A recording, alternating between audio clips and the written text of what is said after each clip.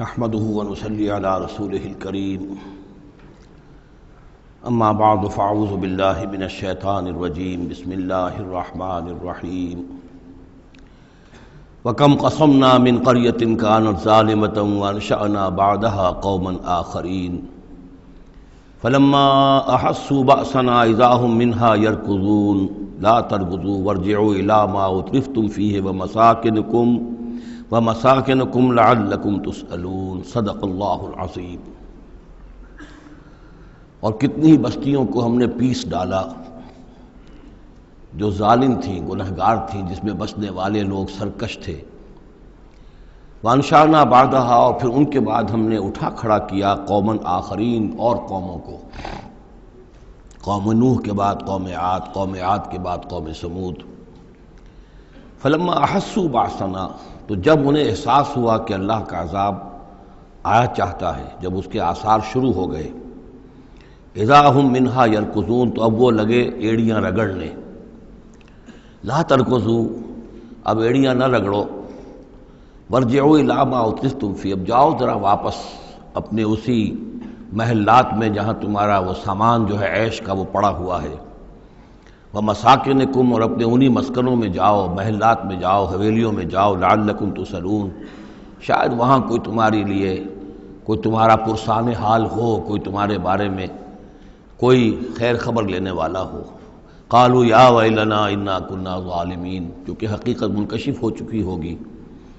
وہ کہیں گے ہائے ہماری شامت، واقعہ یہ ہے کہ ہم خود ہی ظالم تھے، ہم ہی گناہ گار تھے، ہم نے خود ہی اپنی جانوں پر ستم ڈھایا ہے۔ فما زالت تلک دعواہم، تو یہی وہ کہتے رہے، یہی ان کی بات رہی،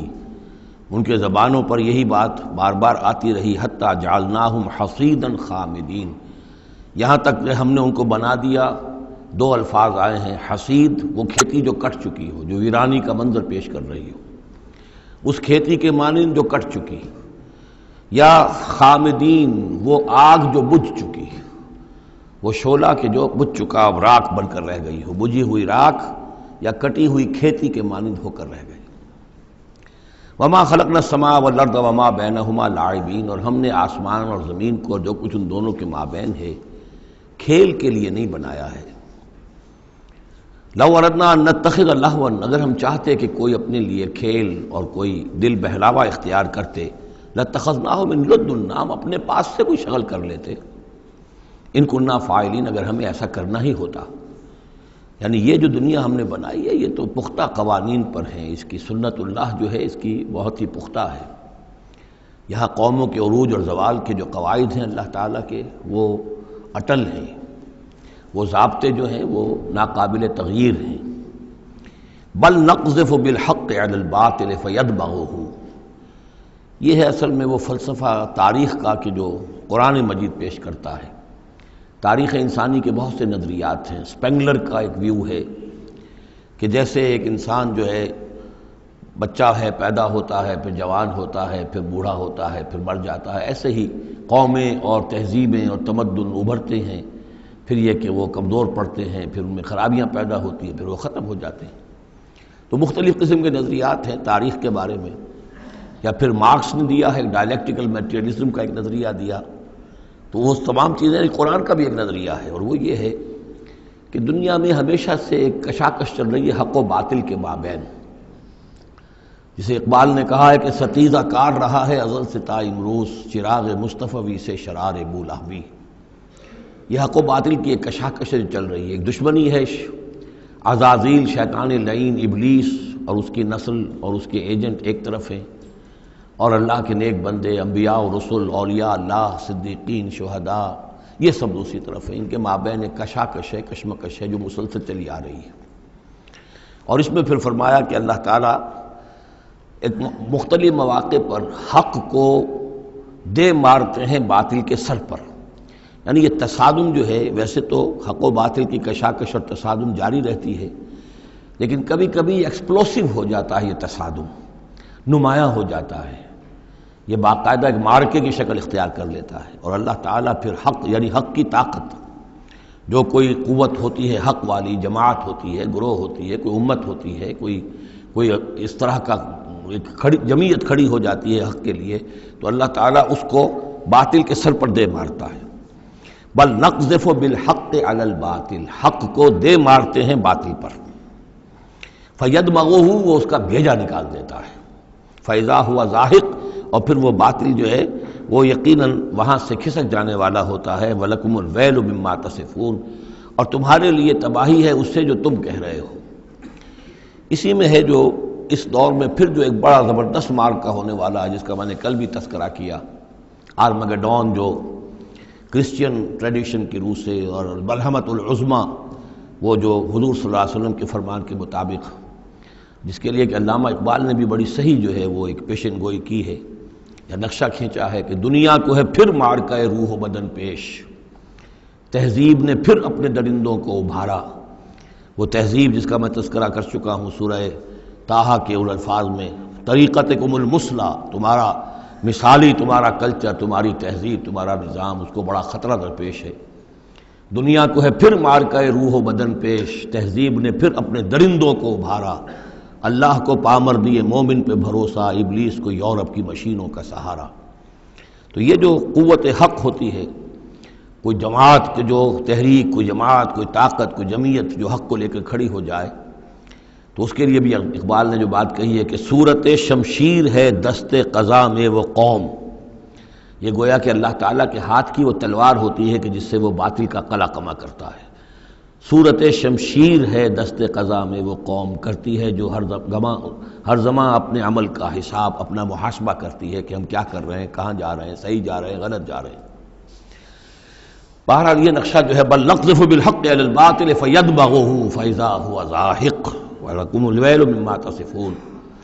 وَلَهُ مَنْ فِي السَّمَاوَاتِ وَالْأَرْضِ، آسمانوں اور زمین میں جو کچھ ہے اسی کا ہے، اسی کی ملکیت ہے۔ وَمَنْ عِندَهُ، اور جو اس کے پاس ہیں یعنی فرشتے، ملائکہ مقربین، لا يستكبرون عن عبادتہ، وہ اس کی عبادت سے استکبار کی بنا پر، تکبر کی بنا پر گریز نہیں کرتے، ولا يستحسرون، اور اس میں نہ ہی کسی کاہلی اور کسل کو دخل دینے دیتے ہیں۔ یسبحون اللیل والنہار، وہ دن اور رات اللہ کی تسبیح میں لگے ہوئے ہیں، ولا یفترون، اور تھکتے نہیں ہیں۔ ام اتخذوا آلہۃ من الارض ہم ینشرون، کیا انہوں نے زمین میں اپنے کچھ ایسے معبود اختیار کر لیے ہیں کہ جو ان کے اندر افزائش پیدا کریں گے اور ان کو پھیلائیں گے، ان کو ترقی دیں گے تاکہ یہ پھلیں اور پھول سکیں ان کی کرپا سے، ان کی نگاہ کرم سے۔ لو کان فیہما آلہۃ الا اللہ لفسدتا، اگر اس میں ہوتے، اس آسمانوں اور زمین کے اندر اللہ کے سوا بھی کوئی اور آلہہ ہوتے تو یہاں پہ لازماً فساد رونما ہو جاتا۔ جیسے سورہ بنی اسرائیل میں ہم نے پڑھا تھا کہ اگر کوئی اور خدا بھی ہوتا، اللہ کے ساتھ آلہہ ہوتے، تو وہ یقیناً چڑھائی کرتے، وہ کوشش کرتے کہ یعنی بڑا خدا ہم کیوں نہ بنے، اس کے خلاف بغاوت کرتے۔ اسی طرح یہ کہ اگر یہ نظام جو ہے یہ تو بڑا ایک یونٹری نظام ہے، ایک وحدت ہے یہ، اور اس میں یہ کہ دو مرضیاں، دو رائیں، ان کا کوئی امکان نہیں ہے، ورنہ یہ کہ فساد ہو جاتا۔ اسی سے میں دلیل دیا کرتا ہوں کہ ہر ادارے کے لیے اس میں نظم ہو اور ہر طرح سے ٹھیک رہے معاملہ، سربراہ ایک ہونا ضروری ہے۔ فیملی یہ ایک ادارہ ہے، بہت بڑا ادارہ ہے، بہت اہم ادارہ ہے، اس کا سربراہ ایک ہوگا، یا مرد یا عورت، لیکن یہ کہ مرد زیادہ حقدار ہے۔ الرجال قوامون علی النساء بما فضل اللہ بعضهم علی بعض وبما انفقوا من اموالهم لو کان فیہما آلہۃ الا اللہ لفسدتا۔ اور ہمارے ہاں بھی جو فساد زیادہ ہے وہ یہ جو پارلیمانی نظام ہے، اس میں یہ تثنیہ ہے، ثنویت ہے، کہ ہیڈ آف دی اسٹیٹ اور ہے، ہیڈ آف دی گورنمنٹ اور ہے۔ اب ان کے درمیان کیا تقسیم ہو اختیارات کی، کوئی اس کے لیے بات بنتی نہیں ہے، کوئی تھیوریٹیکلی ممکن نہیں ہے۔ یا تو ایک جو ہے وہ صرف ایک نمائشی اور درشنی ہوگا، یا صدر درشنی ہوگا، نمائشی ہوگا، اس کی حیثیت کوئی نہیں ہوگی، یا وزیر اعظم جو ہے وہ کٹھ پتلی ہوگا، اس کی حیثیت کوئی نہیں ہوگی۔ لیکن یہ تقسیم جو ہے یہی غلط ہے۔ صحیح اور منطقی نظام اور توحیدی نظام جس کو کہا جائے گا وہ در حقیقت صدارتی نظام ہے، جس میں صدر کے پاس اختیار ہے، وہ ہیڈ آف دی اسٹیٹ بھی ہے، ہیڈ آف دی گورنمنٹ بھی ہے۔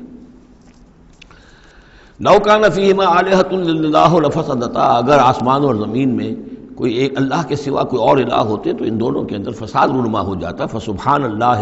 رب العرش عما یصفون، تو اللہ پاک ہے، پاکی ہے اللہ کی جو عرش کا مالک ہے ان تمام چیزوں سے کہ جو یہ بیان کرتے ہیں۔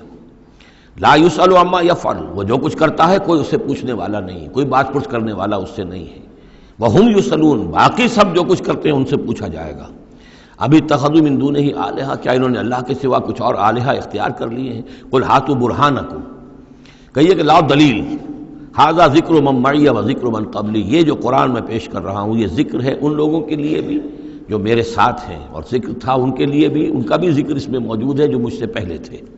بل اکثرہم لا یعلمون الحق، ان میں سے اکثریت کا حال یہ ہے کہ وہ حق کو نہیں پہچانتے، فہم معرضون، اس لیے اعراض کر رہے ہیں۔ وما ارسلنا من قبلک من رسول الا نوحی الیہ، اور ہم نے آپ سے پہلے نہیں بھیجا کوئی رسول مگر یہ کہ اس کی جانب یہ وحی کی، کیا وحی کی؟ انہ لا الہ الا انا فاعبدون، کہ میرے سوا کوئی معبود نہیں ہے، پس میری ہی بندگی اور پرستش کرو۔ وقالوا اتخذ الرحمن ولدا سبحانہ، انہوں نے کہا کہ رحمان نے کسی کو اپنا بیٹا بنایا، اولاد بنایا، وہ پاک ہے۔ بل عباد مکرمون،